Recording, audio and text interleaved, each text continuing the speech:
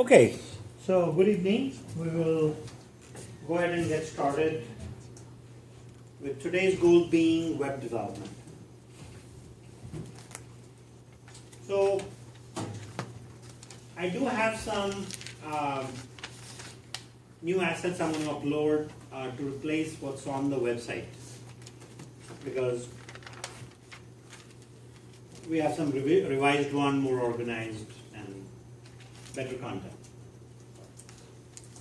So the goal of this particular discussion is to get you to know enough on web programming in Java so you can go off and write simple web applications.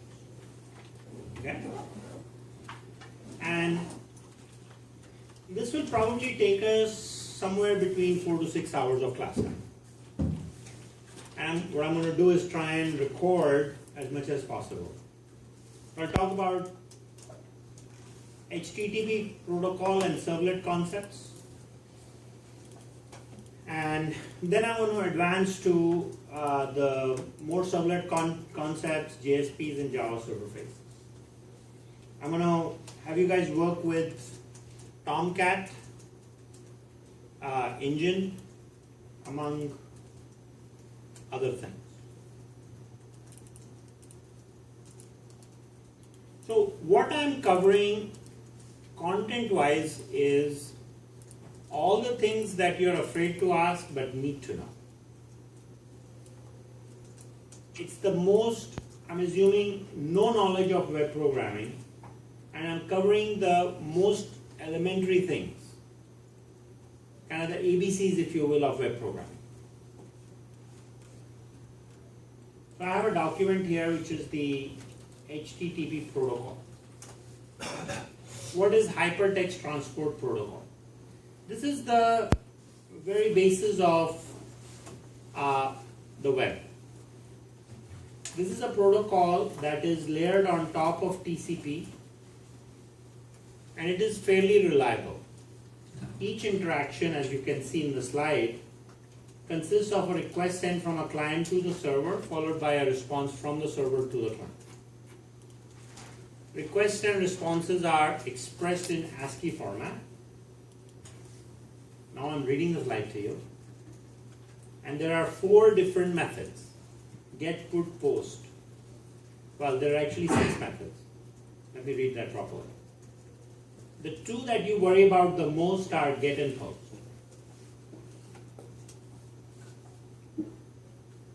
So the objects that interact with HTTP are browser and web server. HTTP by itself is a stateless protocol. What that means is that every conversation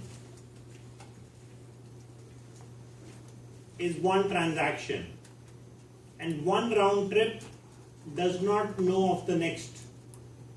So if you go through a search on Amazon for a textbook, if that is one round trip HTTP transaction, the next one does not know which book you want to buy, and so on. So to make HTTP stateful, you have to do extra work. You have to create session objects to make it stateful. You have to use a concept of session objects, which we will cover in this course. Which we will cover in this topic. So this is the interaction between client and server. So there is a synchronization between client and server first. Client sends a message, says hello, the server responds back. It's like human conversation on the phone, right? Hello, hello. And then once that acknowledgement occurs, then you start talking. You send a request. When the request is sent, then there is some responses or a set of responses depending on the question. And every time a response is sent, there's an acknowledgement. You see acts all over the place here because of TCP/IP below. If you're not I think I've mentioned this before, if you're not familiar with TCP/IP, it's worth in your software engineering lifetime to go take a course on TCP/IP when possible. It's not required, it's just one of those things on the side that is nice. It's a nice to know.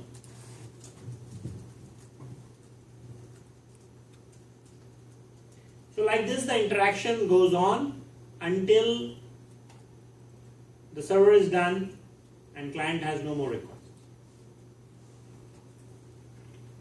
That is the basic of HTTP protocol. Now,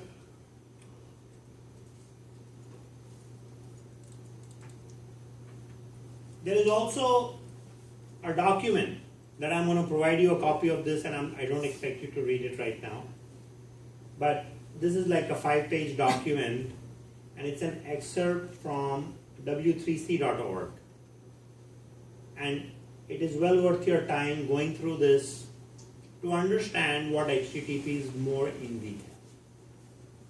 Of course, there are some necessary aspects of HTTP that you need to know for web programming that I'm going to cover so you know. Right? But I just wanted to show you this document.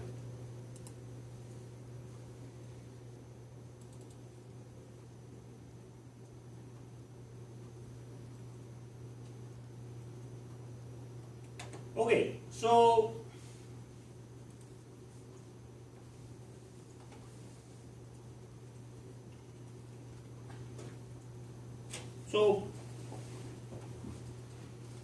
the next thing I want to view is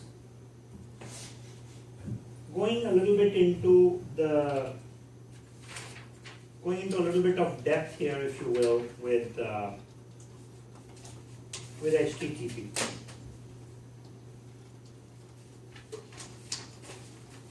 So I want to just draw out a couple of pictures, and hopefully that will clarify some things. So you have your browser and you have your web server. I'm still on the topic of HTTP.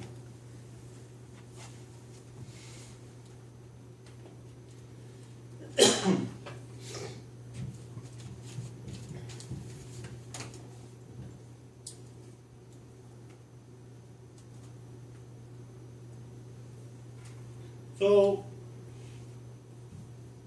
the conversation between these two guys is it's using the HTTP protocol. When a browser wants to make a connection to a server, what it does is it creates a request object and it sends a message to the server, right? It also generates a response object, so it can receive a response from the server.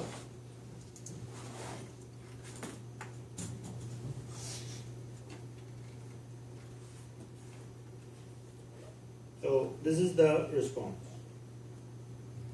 The request and response are paired. When a browser connection is initiated, from browser is the client, web server is obviously the server.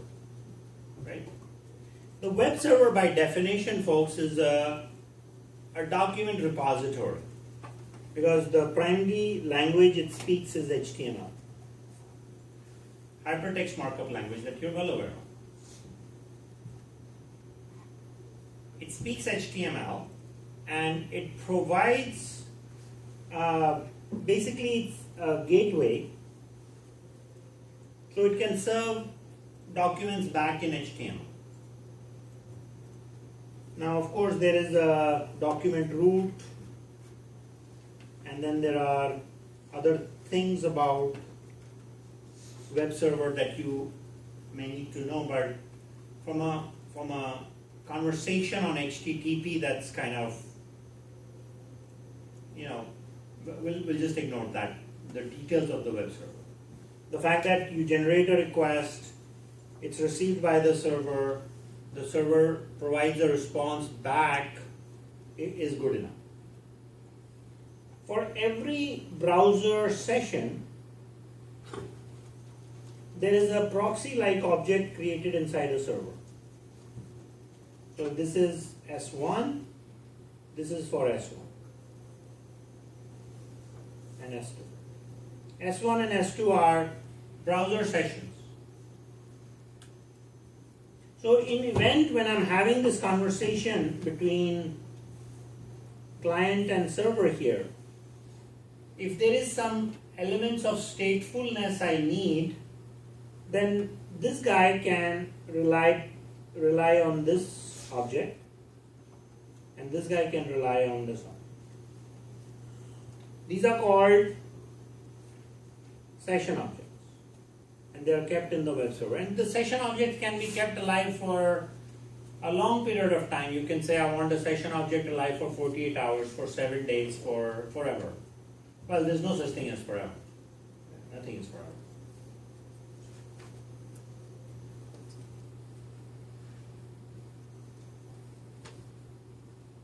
Now, what makes HTTP somewhat interesting are those HTTP methods. See, it's a protocol. Protocol will have a set of rules. The rules are described by a set of methods. And we've all heard of get and post.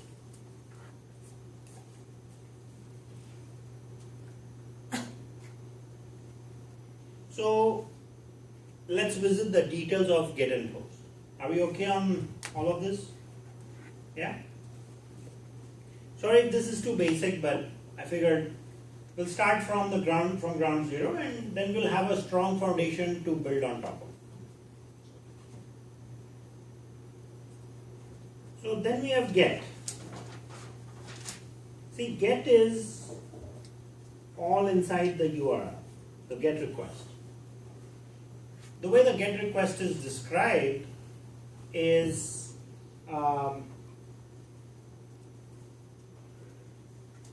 in the URL you use question mark and value name pairs.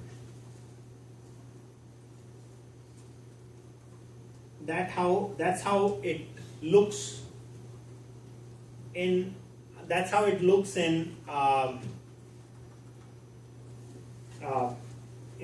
browser URL. Now, what is the get request?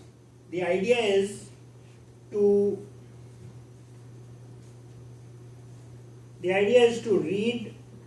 send a request and read information back from the server. So get is for reading and post is for writing. We'll talk about post separately. With get, they say that you can read a lot of information, but you can only write small amounts. You can write info with the GET request to the web server if you so choose. That is totally possible. Okay, you can write large chunks of small chunks of information to the server, and when you read, you can read text or binary. So binary is things like streaming a video, right? Now, we talked about the concept of request and response objects earlier. So, in context of the get method, what does the request and response object look like? That's what I want to highlight a little bit on, right? So I'm going to bring this picture back later, but for now let's look at the request object in context of the get request. So there's a request object and response object. Request object represents the client, response object represents the server. both of these have a structure. The request object has a header and a body. And it contains information about the client. So this is how, if you go and look at Google Analytics, for example, and you are looking at browser sessions, the different type of browser types that are used, what operating system is used by the browser client, what HTTP protocol is being used, which IP address the request is originating from, what geography it's in, what language is spoken, what language is used, all of that info is part of the request object, and it can be totally analyzed for web traffic analysis. And then the server, the body, right? So header has some info, and the body of the request obviously contains the URL. It says, I want to go to this page and I want to fetch this value and I want to parameterize my request, whatever way.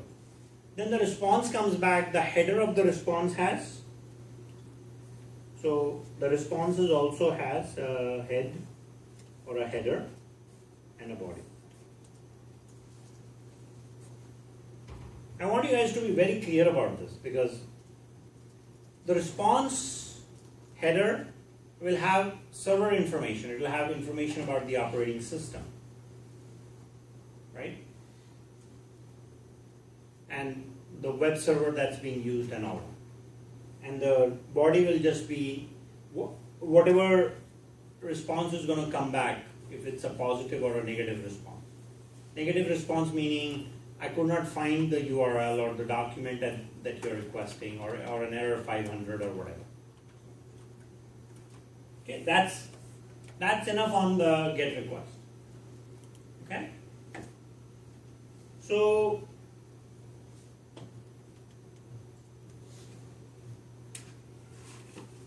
our next thing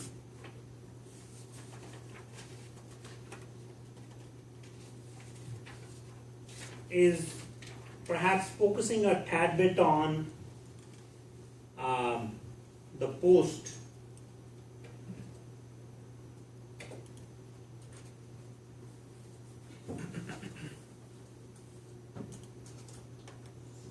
So the post method. Post method is interesting in its own way.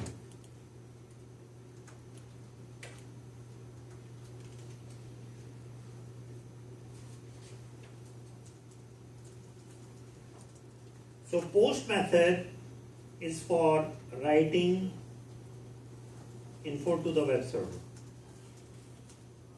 Large chunks of info to the web server.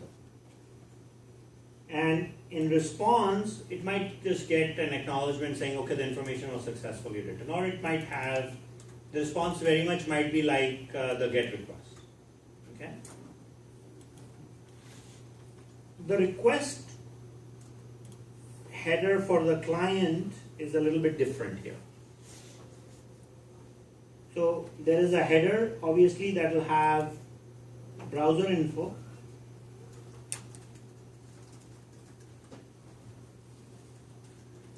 But this is where things get a little bit interesting. The body, right? You've seen HTML forms, right? HTML forms used with hundreds of fields. So each one of those fields is broken down in the body of the post. So post does not put information in the URL. What it does is it posts most of the information in the body of the in the body of the post request. So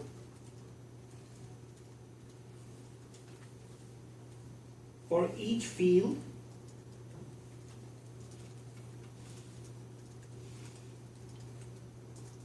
there are three things. There's a field ID that is generated on the fly. It's basically a value that's generated by the browser as a unique identifier to represent a field on a form. Then we have the field name, and then we have the value. So if you have hundreds of fields, right, you'll have hundreds of these, all in a very large message that is pushed from the browser to the server. So you can write tons of information from the client to the server. The response object is very similar to the response object is very similar to the get request. I mean to the get method. Useful? This is all I'm going to cover on the HTTP protocol. Right? The fact that it's reliable, stateless. 6 methods, we are covering 2, get and post, which are the most common ones. Structure of the request and response objects and the interactions there.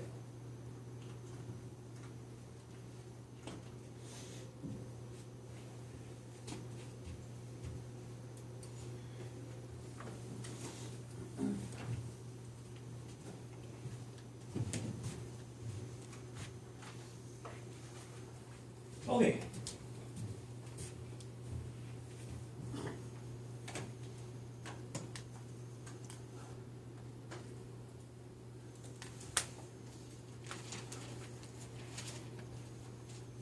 So, sorry, wrong color. That was the sweater. Like the screen was red off. I didn't realize that. I should be careful. So here are some things about getting into this client-server interaction we were talking about, but in a little more neater setting, right? And this way you can kind of see also what happens between client and server. So I'm gonna introduce you or get into the idea of servlet engine in a minute. So this is, again, you can see request response pairing from client to server. Client request contains the URL. Server responds.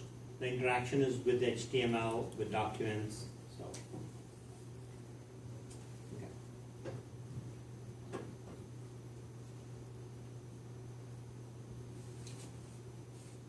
So these are the 6 HTTP methods, and we only care about the 2 get and post.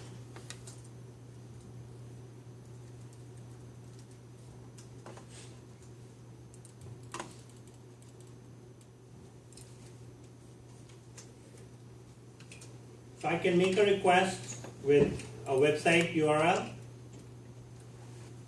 The information, the request and response objects are generated in the browser, and the web server just responds in HTML with whatever documentation. These are some of the differences between get and post that we just covered. Get, data is sent in header to the server. Data is sent in the body. Get request can only send limited amount of data. Post request can send a large amount of data. Get request, data is not secure. In post, data is not secured either, but at least it's hidden. Get request can be bookmarked. Post request cannot be. Get request is more efficient because it's smaller in size for fetching data. It's faster for fetching data. And post request is efficient for posting large chunks of information. But depending on the chunk size, it will talk about efficiency from a performance perspective.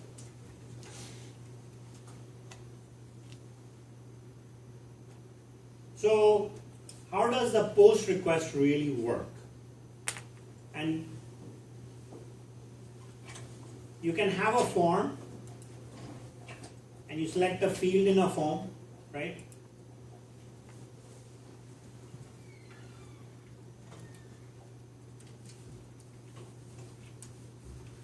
So this time when the request is sent, I was talking about the body of the post method, right? It takes care of all of the form fields in a certain way. And what it's doing is, for each of these fields, well, this is one form field essentially, right? In the body of the message, it has field ID, field name, and field value.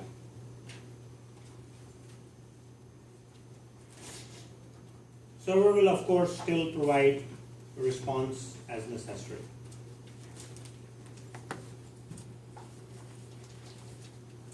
Working with servlets is a little bit interesting.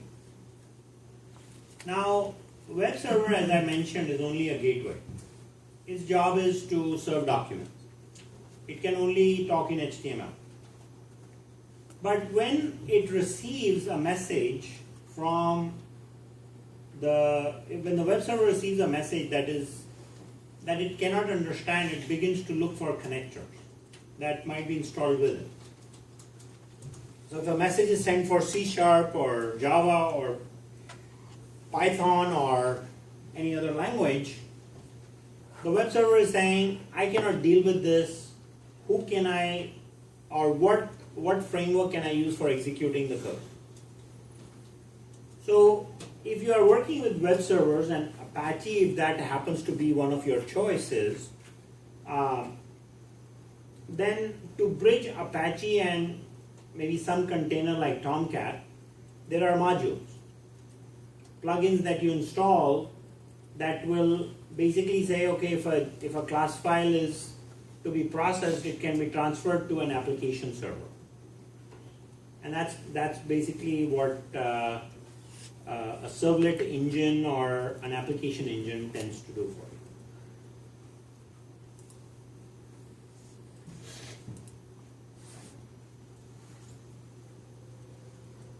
So what happens in that case is the request and response pair that are sent from the browser to the web server are transferred to the servlet engine for processing the request.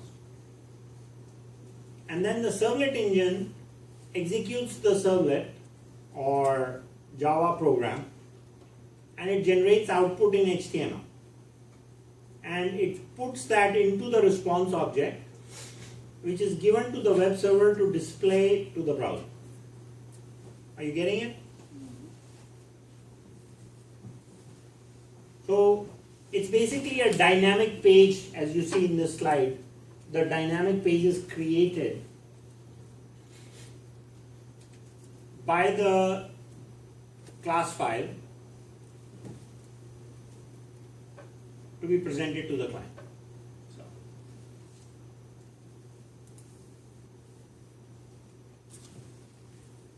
So web server, along with an application server like Tomcat, today has a really solid role. And the key component or object that is used are servlets. Servlets is at kind of the heart of Java gateway for the web, if that's a better way to put it. Because you got the HTTP protocol details that you looked at. HTTP protocol's implementation is done with servlets. And that's why we are using this. Servlets is like the main of web programming. That's why we are focusing on this. So the picture here shows you that you can have mobile apps or you could have web apps. All can go through the servlet through a variety of bridging technologies like talking to databases or legacy apps or other Java applications or talking over web services. All of that can happen very easily through servlets. And when it comes to understanding application servers, see that's another thing to talk about. And I'll spend some time on that on Wednesday. I really want to make sure that the concept is crystal clear. What is the role of an application server? That's what I'm talking about.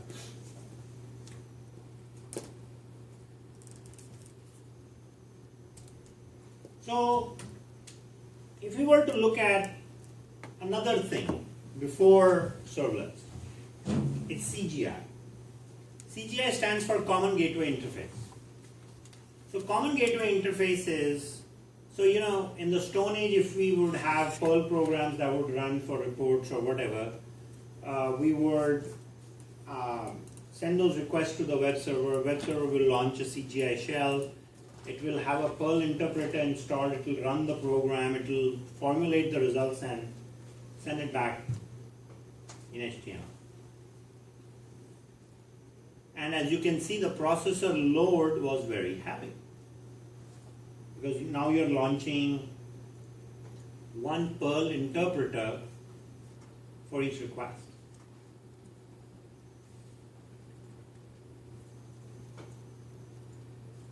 So now we come up with the web container and with servlets. So you're getting all these requests, right? Goes to a servlet. Servlet is a static object. And you all know what static objects are, right? You created a nice linked hash map. You know what the importance of a static object is. It lives in memory. It's synchronized.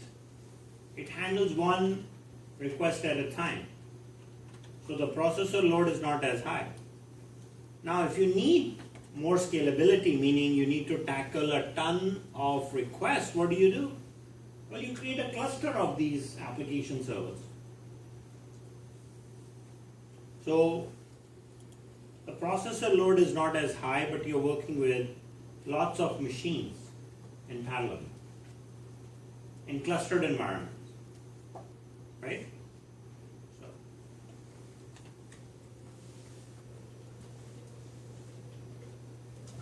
So servlet processing.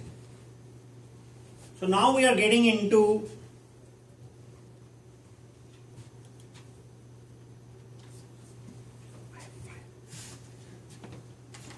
the nitty-gritty of processing servlets. You can see my browser, web server, request response pairs coming in. When web server gets a request, it says Java, can't handle. Passes it on to the servlet container. Servlet container, it's a singleton, a static object. What happens? There is a Java virtual machine running. It says I want to load. He loads the servlet, does the work, writes information into the response object and sends it off to the client, all in HTML. Now in the backend, in the API, there is, for a servlet, it's like an applet. Not that we have talked about applets, and who cares today, really, right? There is an init method, which is the constructor. And then there is a service method. These are gateway methods, and the goal of these methods is what? To receive a request. So when this guy sends a request, right? It's received, when the servlet is loaded, it calls the init method. When the request is received, it calls the service method. It looks at the header of the request and says, it's HTTP. So I'll call doGet or doPost depending on what's in the request header. And it does the job. So it's using the servlet framework, right?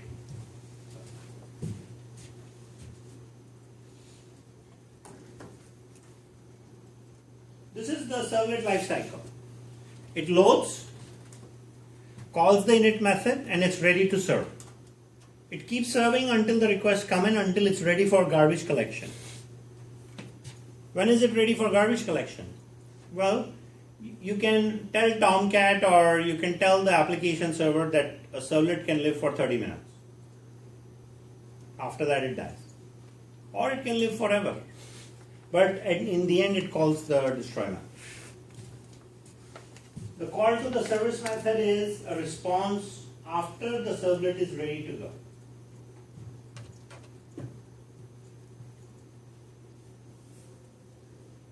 So So now you can see on the top right, the only difference is what? How does servlet know to work with the request and response object? See, request object is for input, response object is for output. Service, the do-get method and do-post methods are like main inside the servlet for web programming. So you guys, when you start looking at the code tomorrow, next time, we're going to say do-get and we're going to pass in an instance of request and response. So then inside, when I'm inside the do-get method, I'm going to be calling methods of request, this class, to read, and I'm going to be calling methods of this to write. Get it? So this is the signature, if you will, for the do-get and do-post methods. It's the same, so I only put one of those there. All the classes you're going to get to know. We've got servlet request, 3 interfaces. Servlet request, servlet response, and servlet. And those servlets have child classes, servlet request, HTTP for in front of each. And then when you end up writing a servlet, you end up extending HTTP server.